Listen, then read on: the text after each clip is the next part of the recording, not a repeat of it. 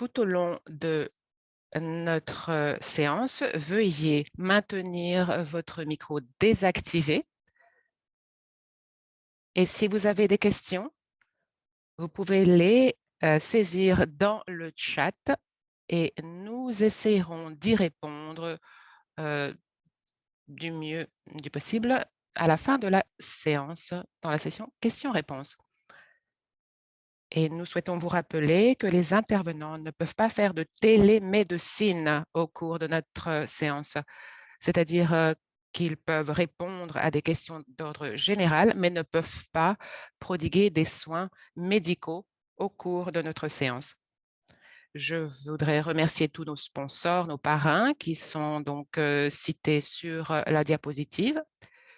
Et je voudrais présenter Mike Sheridan, qui est un membre du conseil d'administration de l'OIF.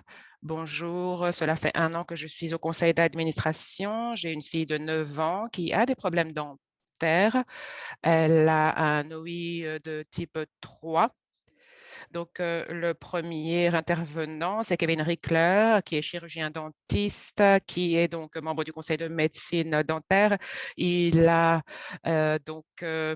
pivoté vers les soins dentaires car lui-même a un OI de type 1. Ensuite, nous avons donc Joseph Napoli, docteur Joseph Napoli, qui est membre de la division de chirurgie pédiatrique à l'hôpital à Philadelphie.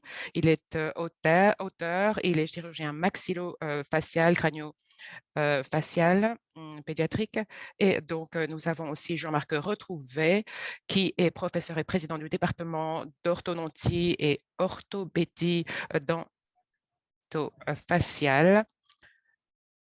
Et il est donc investigateur dans les questions de développement crâno-facial. Et je vous redonne la parole. Merci.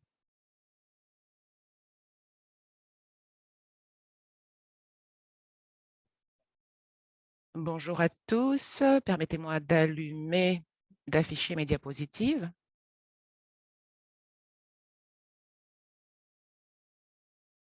Et voilà. Merci de m'inviter à nouveau. C'est la 3e fois que je vous rejoins, 1 fois en présentiel et 2 fois en virtuel. Je vais vous parler des soins dentaires de base. Je vais vous donner donc des informations de base fondamentales. Donc, dans la communauté OI, en ce qui concerne donc les soins dentaires, c'est qu'on attend toujours les questions qui vont être posées. Il y a des questions qui sont très, très générales et qui sortent du sujet et d'autres qui sont très ciblées. Donc, je vais vous donner des informations de base sur les dents. Et donc, la façon de gérer la partie inférieure de votre visage et celle de votre enfant. Donc, les fondamentaux. Tout d'abord, l'OI versus la dentinogenèse imparfaite. Tout d'abord, c'est un problème de tissu conjonctif. C'est ça l'OI. Donc, il n'y a pas suffisamment de collagène ou c'est un collagène inapproprié. Et cela peut se produire avec ou sans problème dentaire. La DI est un problème qui impacte principalement la dentine et dans le cas de l'OI, cela arrive et les dents peuvent être décolorées et fragiles. Donc, quand on parle de la dentine, c'est-à-dire le milieu de la dent, c'est la partie la plus épaisse, c'est au milieu de la dent. Donc, si vous avez une OI, vous avez des dents friables, cela veut dire que cette partie de la dent est là où se trouve le problème. Donc, c'est l'ensemble de la dent. Des études ont démontré que la moitié des gens ayant une OI ont des problèmes de dents, même s'il n'y a pas eu de diagnostic de dentinogenèse. Moi, je dirais que le pourcentage est encore plus élevé, d'après mon expérience. Pourquoi est-ce que c'est un problème? lorsque la dentine est trop molle. L'émail à l'extérieur de la dent peut se décoller car il n'est pas attaché de façon stable. Et une fois que l'émail est parti, cette dent ne peut pas donc lutter contre la dégradation, l'usure et la fracture. Donc, j'ai pris ces photos donc, qui nous montrent plusieurs choses. À gauche, vous voyez des dents qui ne sont pas traitées. C'est à cela que ressemble la DI. Elles sont décolorées et vous voyez 3 dents qui sont blanches. Ces dents-là ont été traitées donc avec une matière plastique. Le patient est venu, puis il a disparu et revenu.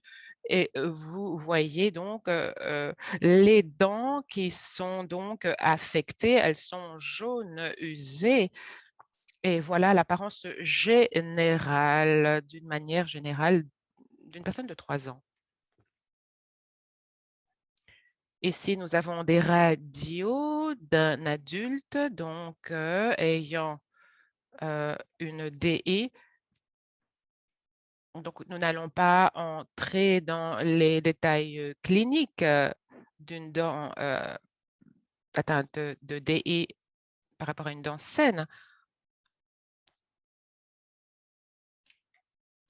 Vous voyez, ces dents, on dirait qu'elles sont, friables. C'est un émail qui se décolle. Cela arrive parfois quand nous avons donc, ce type de problème en DI.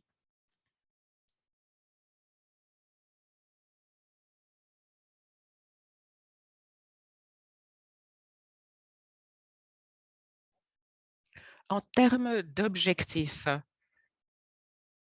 si vous avez, une OI, si votre enfant a une OI, quels sont les objectifs dentaires? Eh bien, il faut garder les dents aussi saines que possible. Il faut éviter les caries, il faut protéger les dents, de la fracture comme tout le monde. Il faut surveiller la croissance de, votre organisme, de votre visage. Donc, quand, vous arrivez à l'état adulte, il faut gérer tout cela et il faut éviter les problèmes sociaux que l'on rencontre quand on a des dents, une dentition qui n'est pas, semblable à celle des autres. Et donc, vous pouvez obtenir, ces informations de la part de tous les dentistes. Évidemment, il faut éviter les caries. Pour cela, il faut boire de l'eau. Ainsi, vous, réduisez le risque, d'adhésion du sucre sur vos dents. L'eau renforce, vos dents. Tout rend vos dents faibles, le lait, le jus, le sucre.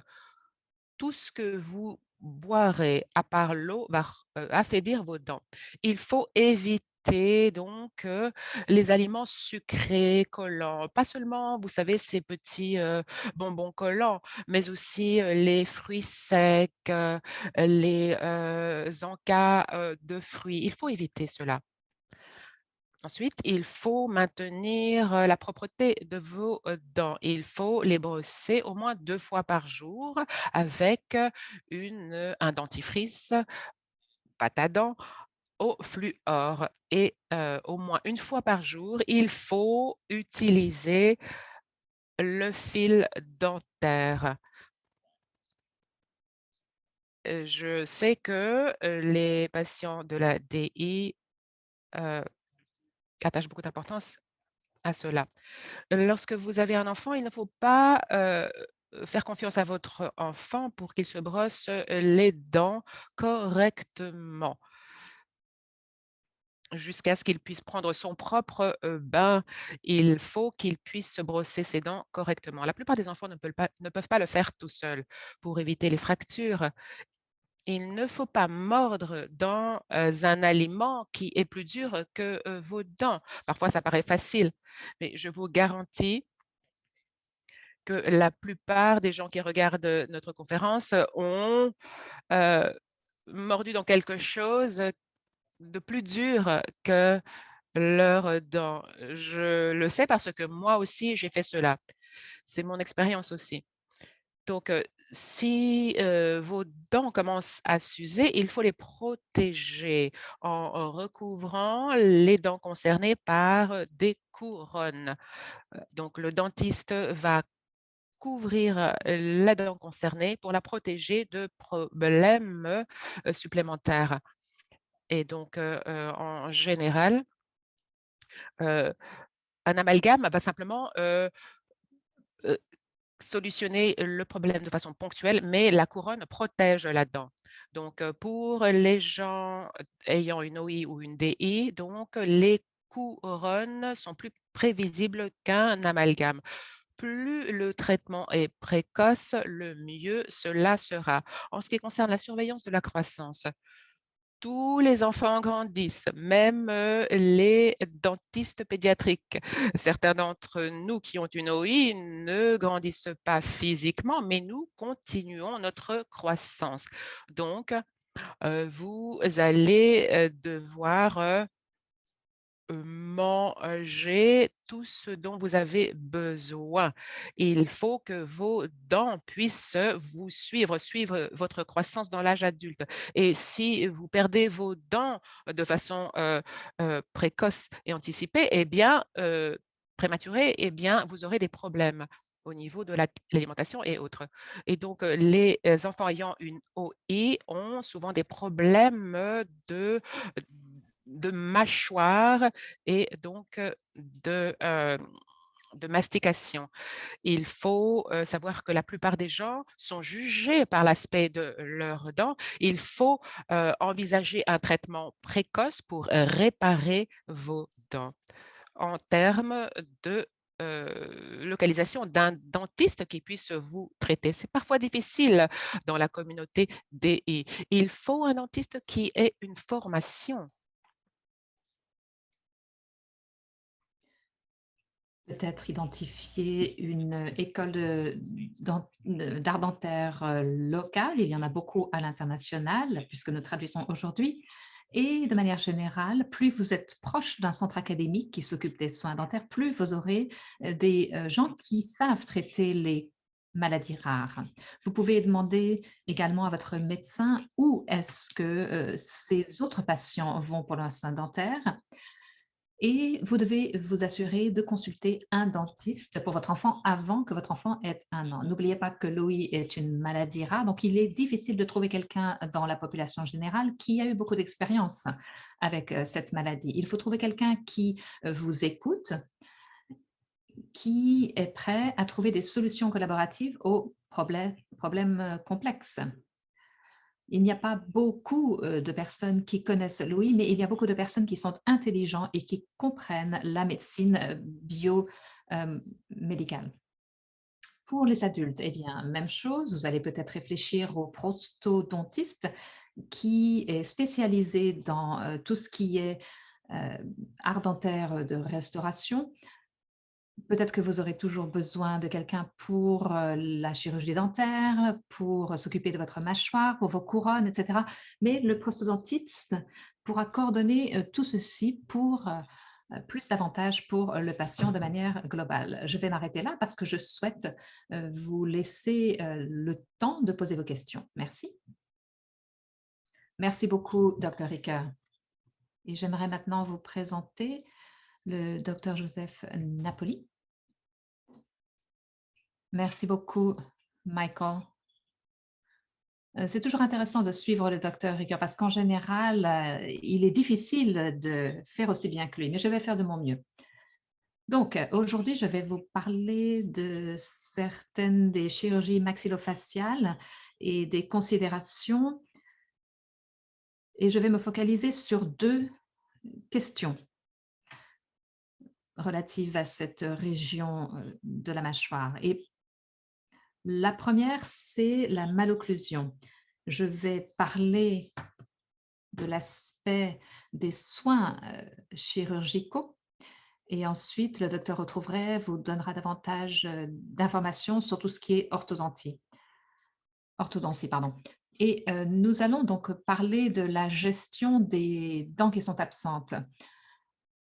Justement, l'introduction qui vient d'être faite nous permet d'introduire cette question pour éviter donc la perte de dents. Alors, la malocclusion et les dents manquantes, pourquoi est-ce que c'est important? Tout d'abord parce que, excusez-moi, docteur Napoli, est-ce que vous devriez normalement partager votre écran? Vous les voyez? J'ai marqué partage d'écran. Non, nous ne les voyons pas. On vous voit vous, mais pas les diapositives.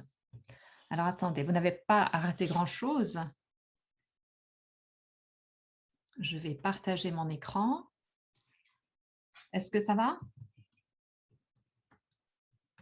Ça va, vous voyez? Oui, très bien, merci. Très bien, donc la première diapositive, c'était juste l'introduction, donc vous n'avez rien raté. Alors, la raison pour laquelle il est important de considérer ces questions, c'est qu'à la fois, il y a des répercussions esthétiques et des répercussions fonctionnelles. Dr. Ricker a parlé tout à l'heure des questions sociales, des problèmes relatifs aux dents, et il y a aussi des problèmes fonctionnels. Et ceci, donc, ces deux éléments sont liés. Alors, les problèmes fonctionnels. Tout d'abord, eh bien, comme vous le savez, le principal problème, c'est de pouvoir manger. S'il n'y a pas, s'il y a une dent qui manque ou s'il y a un problème d'alignement, il y aura des problèmes pour mordre et pour mâcher. Il pourrait également y avoir des problèmes d'élocution.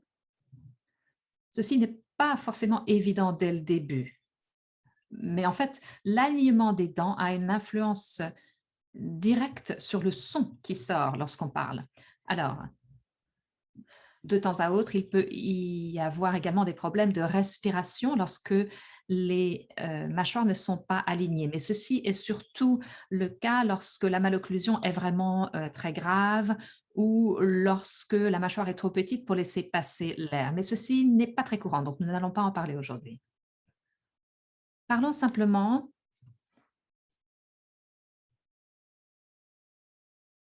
J'ai des problèmes pour faire avancer ma diapositive. Voilà.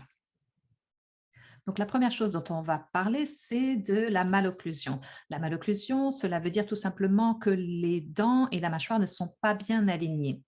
Et comme dans tout dans la vie, on a parfois un problème mineur, parfois un problème majeur et très grave.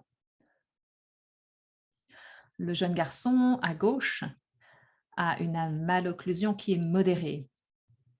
Les dents ne sont pas alignées, et l'orthodontie ne va pas nécessairement lui donner les meilleurs résultats, donc il est tout à fait possible qu'une chirurgie puisse l'aider à aligner sa mâchoire.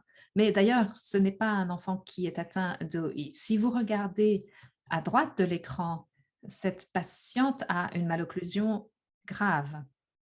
Les dents du bas ne sont absolument pas à proximité des dents du haut, et donc de toute évidence, il est difficile pour elle de mordre dans les aliments.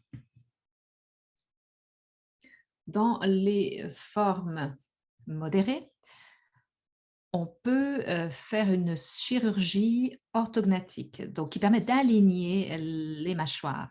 Cela permet de déplacer les mâchoires de manière à ce qu'elles soient alignées. Et donc, c'est le traitement traditionnel de la malocclusion lorsqu'on ne peut pas simplement utiliser un appareil dentaire. À gauche, vous voyez que ces dents ne sont pas bien alignées. Et à droite, vous voyez que les mâchoires sont alignées. Et cela a un impact positif également sur son profil. Donc ça, c'est une opération traditionnelle. Mais parfois, le problème est tellement grave qu'on ne peut pas simplement déplacer la mâchoire.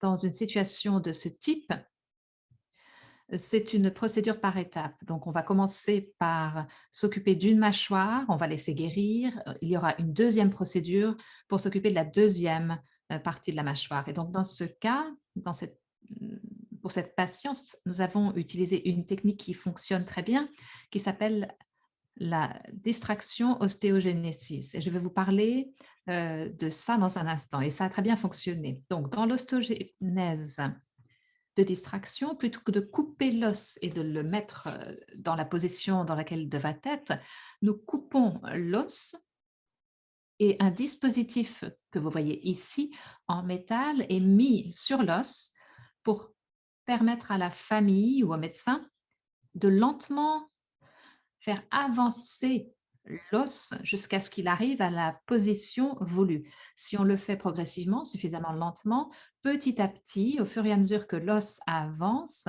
eh bien, il y a apparition de d'os qui, en fait, petit à petit, apparaît.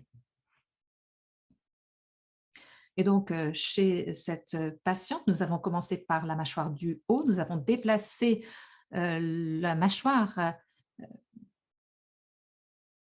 là où nous la souhaitions et ensuite nous avons, recommencé donc nous l'avons opérée pour le bas et donc à droite, vous voyez toute, la nouvelle masse osseuse qui s'est formée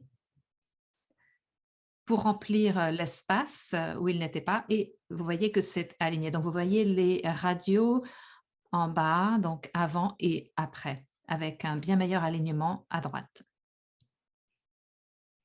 Et vous voyez ici des photos qui vous montrent le résultat du point de vue esthétique. De toute évidence, en termes de fonction, elle a pu beaucoup mieux mâcher et manger, mais du point de vue esthétique, l'équilibre était fortement amélioré.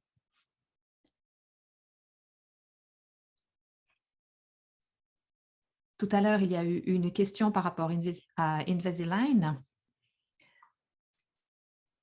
Et effectivement, nous avons travaillé avec Invisalign, avec elle, du point de vue de l'orthodontiste. Alors, parlons maintenant des dents manquantes. Je pense que c'est un sujet qui a généré énormément d'intérêt chez les patients, qu'ils aient l'ouïe ou non d'ailleurs. Parce que lorsque les dents manquent, eh bien, la gestion a beaucoup évolué au cours des années et la technologie s'est beaucoup améliorée au cours des 10 à 15 années passées. Donc, lorsqu'il y a une absence de dents, cela peut être congénital. Donc, les gens, parfois, sont nés sans certaines dents ou alors peut être dû à une dent qui a été extraite. Donc, il s'agit là d'un problème qui arrive plus tard. Et donc, par rapport aux informations fournies par le docteur Ricker, on sait que c'est un problème moins courant. Mais de temps à autre, les gens se font arracher une dent pour une raison ou pour une autre, et donc il faut les remplacer, ces dents. Donc, traditionnellement, pour remplacer une dent, il y a 3 solutions. Premièrement, si la dent manque ou si plusieurs dents manquent, on peut ajouter une prothèse que le patient va enlever pour la nettoyer. De temps à autre, ce n'est pas très confortable, c'est un peu gênant. Parfois, ça marche bien, mais de temps à autre, il peut y avoir des impacts sur les autres dents existantes. L'autre option, c'est une option donc permanente. Et là, nous utilisons des couronnes. Donc là, vous avez un pont avec des couronnes. Donc vous voyez ici qu'il y a une dent manquante. Et donc pour faire ce pont, il faut que le dentiste diminue les 2 dents autour de celles qui manquent de manière à pouvoir mettre ce pont, c'est-à-dire des couronnes sur les 2 dents de part et d'autre de la dent manquante et donc qui entoure cette prothèse. Et ceci est en fait collé sur la dent, sur les dents. Alors, le désavantage, c'est qu'en fait, on élimine 2 dents autour de la dent manquante et on est obligé de travailler sur ces 2 dents pour que ce pont fonctionne. Les implants sont beaucoup plus prometteurs puisque le dentiste peut tout simplement remplacer la dent manquante sans nécessairement avoir à travailler les 2 dents autour de la dent manquante. Donc voilà comment nous faisons les choses. Donc on on crée un trou, on perce un trou dans l'os. Donc, vous voyez ceci à gauche et ceci doit être fait de manière très précise, sans endommager les os qui entourent cet os. Une fois que le trou est créé, on visse cette vis donc dans l'os et une fois que c'est guéri, on peut mettre la prothèse. On la visse en fait directement sur l'implant. Et donc, cela veut dire que les 2 autres dents, de part et d'autre, ne sont pas affectées. Donc, ceci est devenu de plus en plus, utilisé pour remplacer les dents manquantes. On peut avoir des implants lorsque toutes les dents ont disparu. Ce n'est pas nécessairement, avantageux du point de vue, économique, mais on peut aussi mettre un dentier sur un implant. Alors, quel est le taux de réussite chez les patients avec l'OI? Il n'y a pas énormément de données malheureusement là-dessus, mais lorsque j'ai passé en revue la littérature, je me suis aperçue que chez les patients qui sont atteints d'OI de type 1, donc modéré, le taux de succès est de plus de 90%. Donc, c'est comparable au taux de réussite des patients qui ne sont pas atteints d'OI. Lorsqu'on considère le type 4 ou le type 5, le taux de réussite est inférieur. On est à moins de 50%. Et donc, il est vraiment difficile de comprendre quels sont les écarts.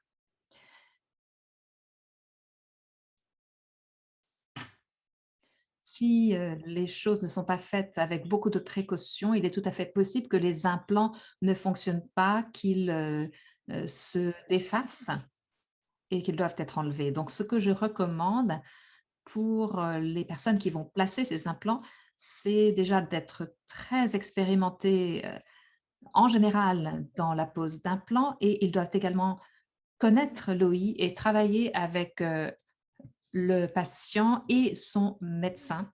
Donc vraiment collaborer étroitement avec le médecin pendant le processus chirurgical. Cette diapositive suivante nous montre le risque des implants et comment réduire ces risques. Donc, la guérison donc médiocre, ça peut être un problème. L'os peut ne pas guérir complètement. L'implant peut être lâche et il peut y avoir une fracture de l'os. Donc, comment réduire ce risque ou ces risques? Donc, nous savons que la fumée du tabac, donc, retarde la guérison. Donc, il est impératif d'arrêter de fumer. Une hygiène buccale méticuleuse avant et après le placement de l'implant. Le chirurgien prescrira en général un rince-bouche et il faut une équipe chirurgicale expérimentée. Et enfin, le rôle des bisphosphonates.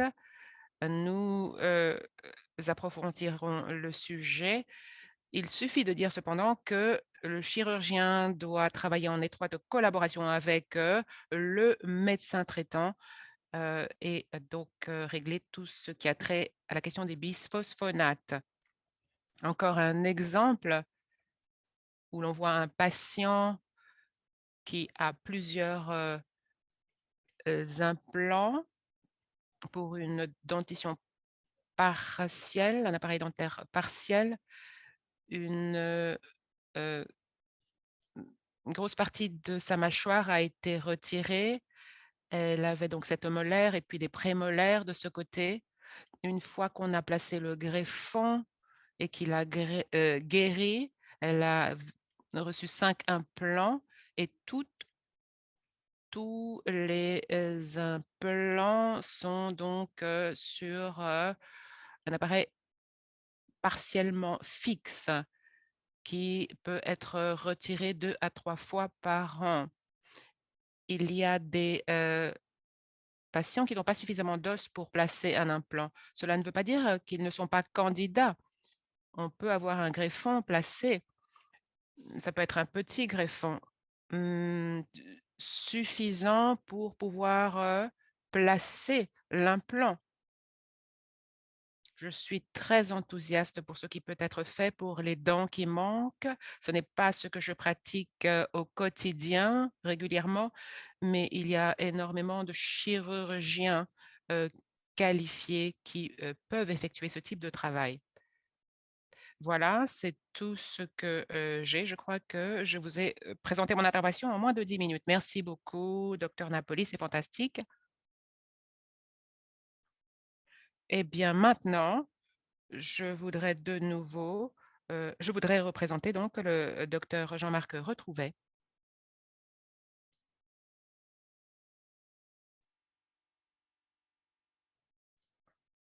Docteur Retrouvet, est-ce que vous m'entendez? Oui?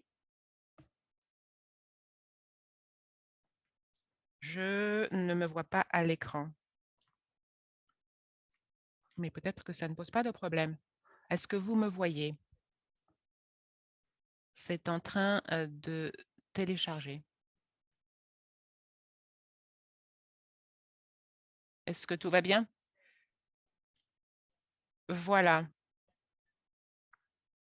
Donc, soins dentaires et malocclusion dans l'OI.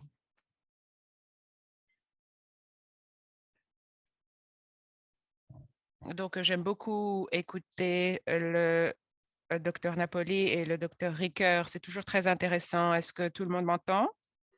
Voilà, j'ai 2 ordinateurs qui fonctionnent. Donc, ici, c'était une patiente OI, 2 de mes patientes qui ont été traitées. 2 patients ont été traités, un patient du Québec, l'autre du Canada en général. Donc, vous avez le type 1 et le type 5. Et donc, au milieu, vous avez une OI de type 3 et vous voyez qu'il y a des trous ici. L'occlusion n'est pas parfaite. Donc, comme les 2 docteurs précédents l'ont mentionné, cela arrive. Donc ici, c'est une OI de type 1 et l'autre de type 4 et à gauche de type 3.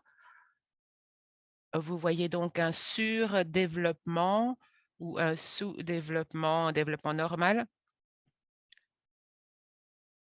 Donc, il y a ces 3 types de OI. Le type 2 n'est pas discuté.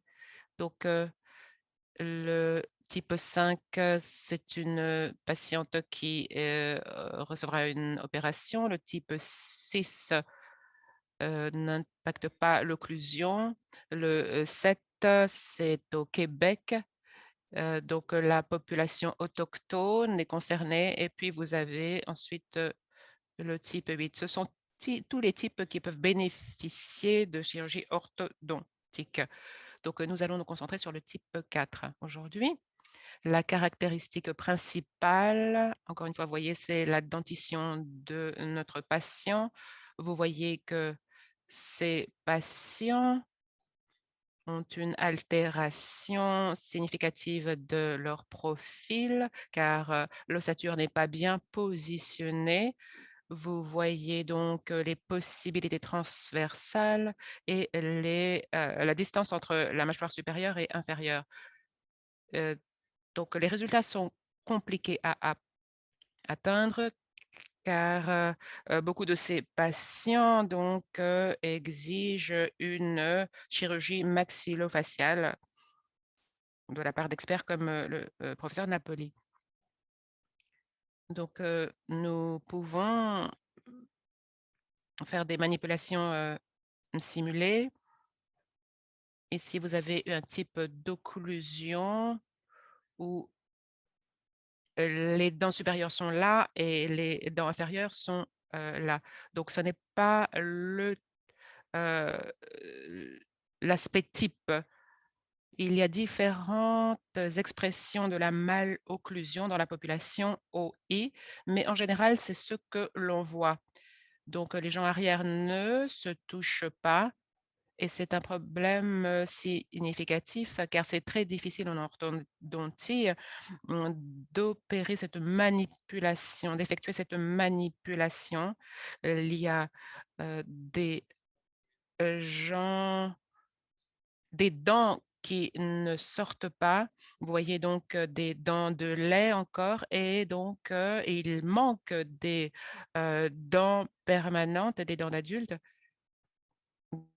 Donc il faudra peut-être des implants ou d'autres traitements. Et vous avez les 2 dents du haut qui touchent les dents du bas. Donc cette malocclusion touche l'OI de type 3 et 4. Donc, vous voyez la petite dent ici, elle se forme lentement. Elle devrait plus se développer et vous voyez donc une dent qui sort à un mauvais angle et vous voyez encore une dent de lait. Donc, il est parfois difficile de corriger cette malocclusion, mais il est important de faire un diagnostic précis dans la population OI. Ici, c'est une étude intéressante que nous avons faite. Donc, j'écoutais le docteur Napoli lorsqu'il parlait de la respiration. Donc, ce que nous avons trouvé, c'est qu'en raison de la scoliose, et j'écouterai la conférence de mercredi, il y a donc la jointure entre les vertèbres et la base crânienne. Donc, ce qui se passe chez les patients OI, c'est qu'on voit que ce long gosse va dans le cranium et cela pose un problème. Donc, je demande à vérifier que ce problème n'existe pas afin que les voies respiratoires ne soient pas bloquées. Et là, il y aurait un danger. Et c'est ce que l'on rencontre plus souvent dans la population OI que dans la population générale. Est-ce que on peut traiter les fractures? Oui, donc je vois donc une patiente qui avait un appareil dentaire, tout allait bien. Et puis un jour, elle a subi une extraction de ses dents de sagesse et tout d'un coup, elle a eu une fracture de la mâchoire. Alors, le traitement, c'était simplement de ne rien faire, de lui demander de manger des, aliments, mous et je ne sais pas si, cette situation affecte plus la population OI que la population générale. Donc, si vous, extrayez vos, dents de sagesse, veillez à, avoir affaire à un, spécialiste, quelqu'un qui, soit très qualifié.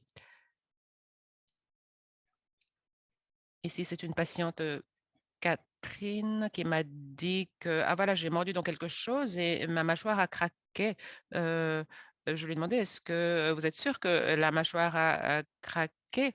«Oui», donc nous l'avons envoyée donc, à l'hôpital à Québec et vous voyez donc cette, fracture et donc parfois il n'y a pas de fracture de la mâchoire. Je pensais qu'il n'y avait pas toujours de, fracture de la mâchoire, mais en fait, je me suis trompée. Oui, il y a des fractures, on en a, vu au moins 4 ou 5.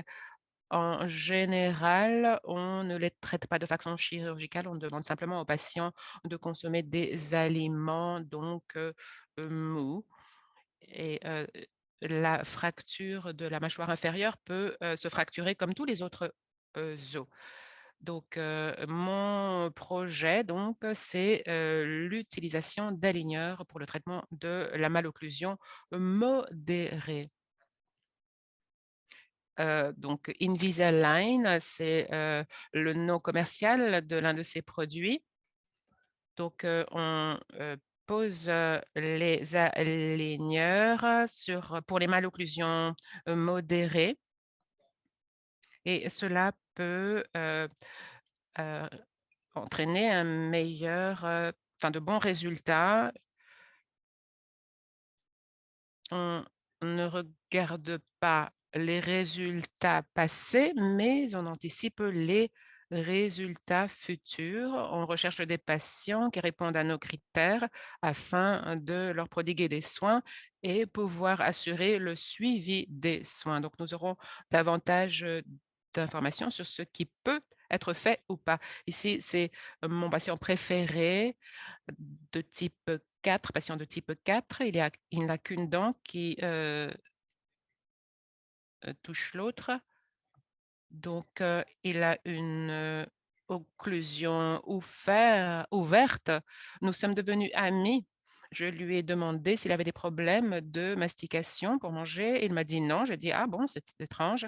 Nous l'avons traité et donc, nous avions 12 millimètres, d'ouverture d'occlusion. Nous avions suggéré une, chirurgie, mais la mère n'a pas voulu.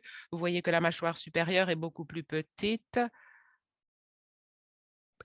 que, la mâchoire inférieure. Vous voyez, c'est une, malocclusion type dans l'OI et vous voyez ici que cette dent est beaucoup moins touchée. Beaucoup moins affecté que l'autre dent. Une étude a, trouvé que, beaucoup de DI dépendent d'une dent ou d'une autre. Ce n'est pas toute la dentition qui est forcément concernée. Pour, certains patients, il y a davantage de DI, dans la partie inférieure, d'autres dans la partie supérieure. Ce patient a une DI, mais il ne montre aucune fracture, donc c'est imprévisible. Nous avons traité ce patient, heu, par, Invisalign. Il porte très bien ses élastiques et bien entendu, il a, donc guéri. Donc nous n'avons pas touché à la racine. Un jour, il s'est, réveillé, donc nous avons traité l'occlusion croisée. Les choses ont bien progressé et il a dit à sa maman: Maintenant, j'ai pu mastiquer, j'ai pu mâcher». Il n'avait jamais bien mastiqué. Il était très heureux.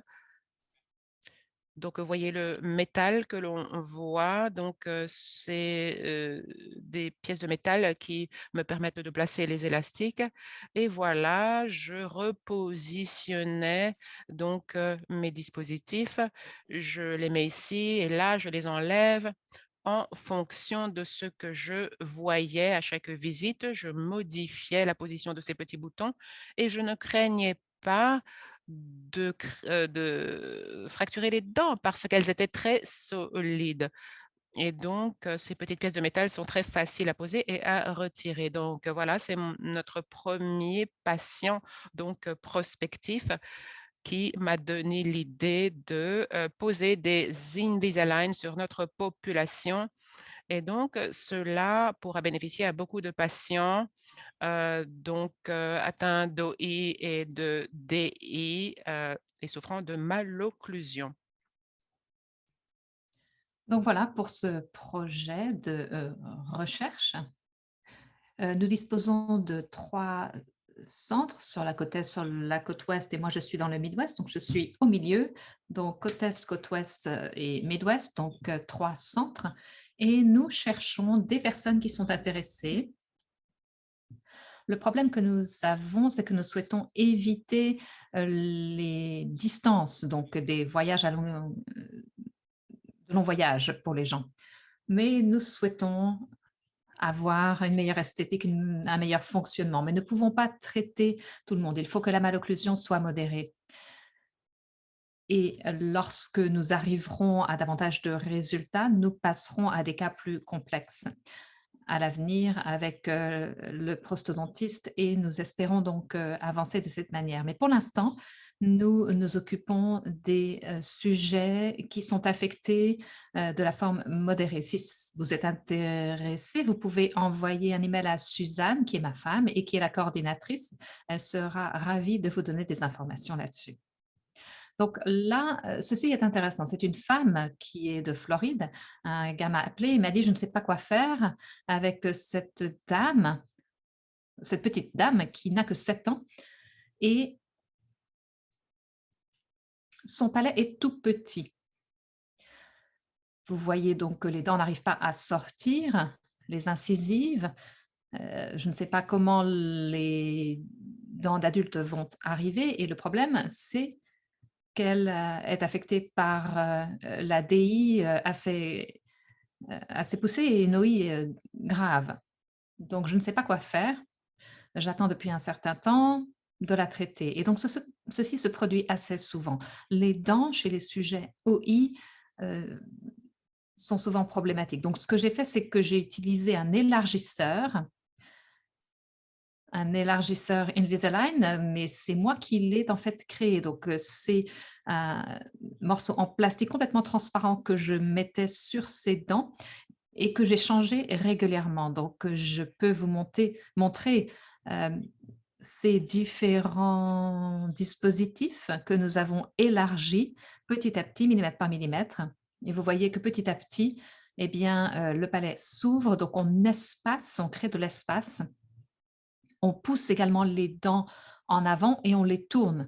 Donc la patiente va très bien et la dernière fois, c'était encore mieux, que ce que vous voyez. Donc nous sommes heureux d'avoir cette technologie, mais cette technologie dépend de l'âge et il faut être jeune pour ceci, c'est mieux.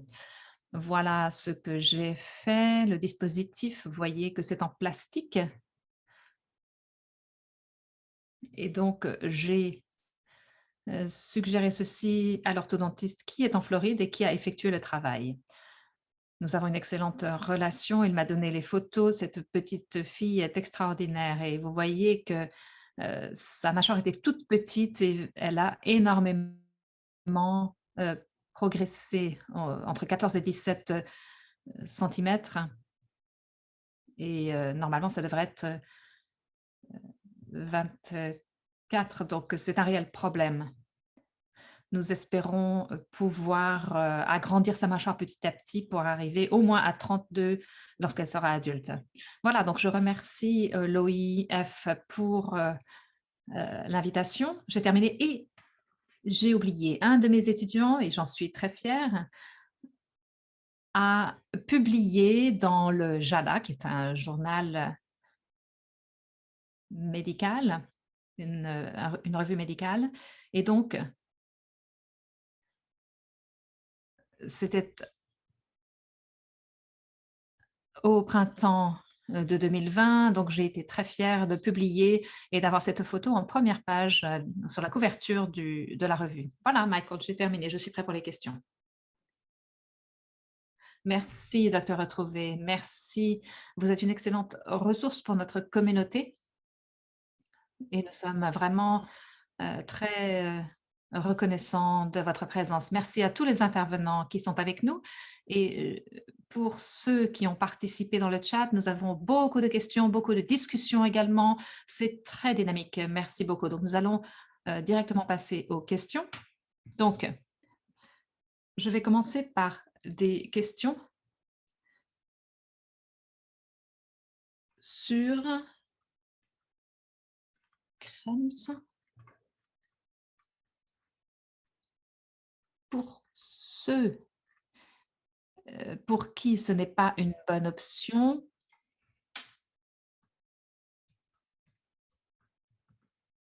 à votre avis, que doivent-ils faire? Eh bien, je serais ravie de pardon, c'était les couronnes, je crois. L'interprète a du mal à entendre, désolée. Donc la couronne, lorsque ce n'est pas une bonne solution, que peut-on faire? Est-ce qu'il vaut mieux, recouvrir la dent? Mais si vous n'êtes pas un bon candidat pour, la couronne, il est tout à fait possible qu'une autre solution qui recouvre, la dent ne soit pas une meilleure solution. il n'y a pas énormément de solutions en dehors de l'implant ou d'un pont. La couronne, c'est vraiment le dernier moyen que nous avons de traiter la dent. Oui, c'est ce que je voulais dire. J'ai été dentiste pendant 10 ans et pour la population OI, je crois que les gens souhaitent toujours avoir des couronnes en porcelaine.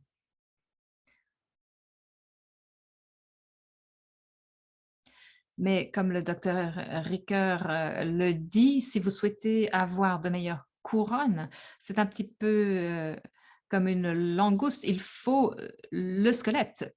Le squelette doit être là pour soutenir la couronne. Donc voilà ce que je souhaitais dire. Il faut avoir suffisamment de racines, une fondation suffisante pour la couronne. Et si c'est le cas, eh bien, avoir quelque chose qui accroche sur la dent, c'est mieux. Sinon, vous risquez de la fracturer. Oui, et effectivement, on enlève moins de dents saines que lorsqu'on utilise de la céramique, surtout pour les patients OI, parce qu'on souhaite éviter de devoir enlever la racine. Quelqu'un demandait également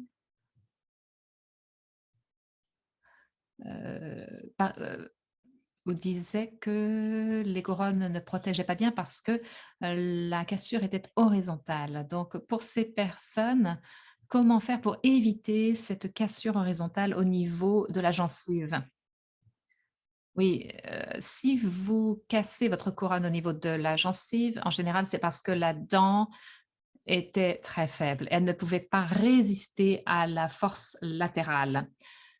Ou alors, le problème, c'est que vous avez eu une carie qui a glissé sous la couronne. Je ne peux pas vous le dire, je n'ai pas vu vos dents, mais il est assez rare de casser une dent de cette manière, mais ça peut arriver. Et donc, si vous cassez vos dents à l'horizontale, je pense qu'il faut que vous demandiez à quelqu'un de regarder votre alignement de haut en bas et à l'horizontale parce que il doit y avoir un problème lorsque vous fermez la mâchoire ou alors simplement vos dents sont trop affectées pour les courantes. Oui, tout à fait. En général, lorsqu'on met une couronne sur une dent, cela crée une certaine pression et il y a risque de cassure. Donc, même sur les patients qui ne sont pas affectés, on essaye de faire toucher les dents, même si l'occlusion n'est pas parfaite. Donc, l'objectif, c'est vraiment que les mâchoires ferment le plus possible. S'il y a une dent qui ne va pas bien du tout, eh bien, il vaut mieux l'enlever plutôt que de dépenser de l'argent. Parfois, le pronostic n'est pas très bon et on perd toutes ses dents une par une à essayer de faire des réparations. Donc, le dentiste doit faire une évaluation totale, dire investir sur celle-ci, pas sur celle-là. Et petit à petit, il répare chaque dent et finalement, vous dépensez tout votre argent et vous n'avez pas une bonne solution. Par rapport au prosthodontiste, pour identifier les dents stratégiques, la question, c'est qu'en fait, très souvent, les prosthodontistes comprennent mieux l'alignement des mâchoires. Et ceci est critique pour les patients avec l'OI, comme le docteur Retrouvé vous a montré avec ces images. Parfois, les gens ont un petit peu un visage plus réduit, pour ainsi dire. Et donc, il faut faire attention de bien faire les mesures. Cette dimension verticale est très importante. Très bien, merci. Je vais poser une autre question. Et ensuite, je devrais partir. Je passerai la parole à ma collègue qui finira la partie questions-réponses. Donc, par rapport à la déviation de la cloison nasale, est-ce que les gens qui ont l'OI peuvent donc se faire soigner pour cette déviation de la cloison nasale. Oui, il y a beaucoup de différents types de déviations, mais en général, cette correction est effectuée pour des raisons fonctionnelles, parce que le flux d'air est bloqué, ou alors pour des raisons esthétiques. La cloison nasale peut peut-être donner l'impression que le nez est tordu. Et les deux facteurs, très souvent, sont présents et sont mêlés. Alors, par rapport à la chirurgie, à la guérison, est-ce qu'il est raisonnable de faire ce type de chirurgie? Eh bien, nous considérons que si le traitement est bien fait, les os guériront. Donc, je ne pense pas qu'il y ait de problème, de risque. S'il y a une chirurgie de la cloison nasale, en général, on enlève une partie de l'os ou de cartilage qui bloque le passage, ou alors on le redresse. Par rapport à la question qui a été envoyée, la question indiquait que le chirurgien n'était pas à l'aise. Et je comprends tout à fait, parce que c'est un problème assez rare que d'avoir à la fois cette déviation et d'être un patient atteint d'OI. Donc, le patient pourrait peut-être demander au chirurgien de se faire conseiller par quelqu'un d'autre qui a traité des patients avec l'OI, parce que si la cloison nasale est déviée, eh bien, selon mon point de vue, il faut solutionner, parce que ceci pourrait mener à d'autres problèmes médicaux. Donc, c'est quelque chose qui peut être rectifié et qui doit l'être. Merci beaucoup, Dr Napoli. Donc, autre sujet, autre question assez fréquente dans le chat. Il s'agit du blanchissement des dents. Est-ce qu'il y a des considérations spécifiques à prendre en compte pour les personnes atteintes d'OI qui souhaitent donc que leurs dents soient plus blanches? Je vais passer cette question au Dr Ricker et au Dr Retrouvé, qui ont beaucoup plus d'expérience dans ce domaine.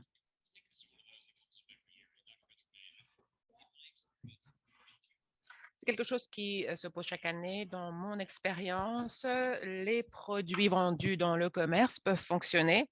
Je pense que le mieux, c'est d'essayer les produits les moins chers disponibles dans le commerce.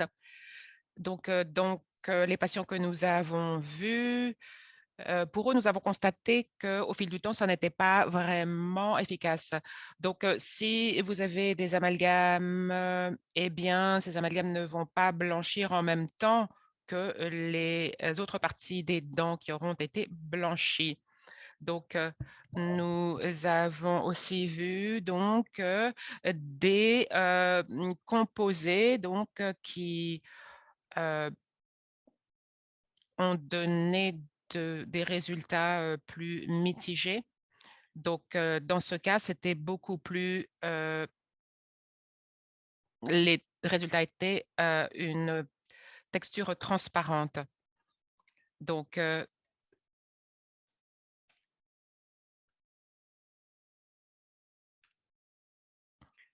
quand on pose donc des facettes sur les dents, eh bien, on doit être plus réticent à utiliser ces produits.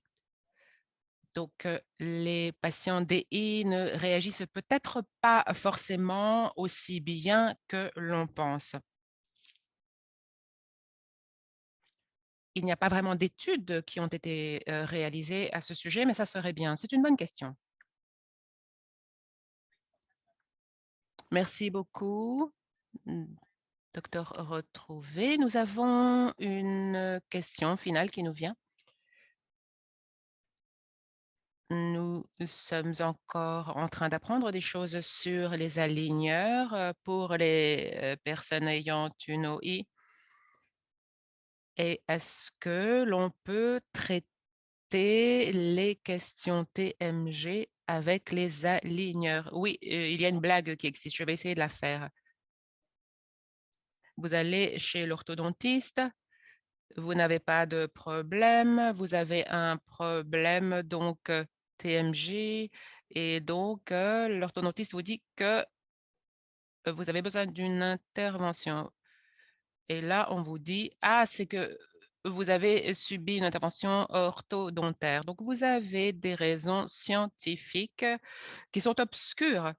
Donc c'est un problème très individualisé. Il peut, s'agir d'arthrose. Le TMG, c'est, des symptômes, qui, proviennent de nombreuses origines, qui ont de nombreuses causes. Donc, est-ce que les aligneurs, Invisalign ou autres vont traiter la situation? On ne sait pas, mais en tout cas, vous ne pouvez pas traiter tous les patients, avec, Invisalign. Il y a très peu de corrélation entre Invisalign et la guérison des cas de TMJ. Et parfois, la situation empire. Je ne sais pas pourquoi, mais en tout cas, c'est ma réponse. Il faut être prudent. Donc, il faut être prudent, obtenir, un diagnostic d'un, spécialiste et donc toutes les questions donc, d'articulation temporo-mandibulaire, ATM en fait, pas TMG, doivent, être traitées par un spécialiste. Merci pour, vos questions, merci à la population. Maintenant, nous arrivons à la fin de notre séance. Nous avons un questionnaire que nous vous demandons de remplir tout simplement. Dites-nous quelle est la langue que vous avez écoutée pendant notre session. Donc, merci pour vos formidables questions. C'est très important de pouvoir poser des questions car c'est le but de notre programme. Et quand vous posez une question, il est très possible qu'un autre membre de la communauté ait la même question. Je voudrais remercier nos panélistes formidables et je vais laisser ce questionnaire pendant quelques instants et je vais le fermer.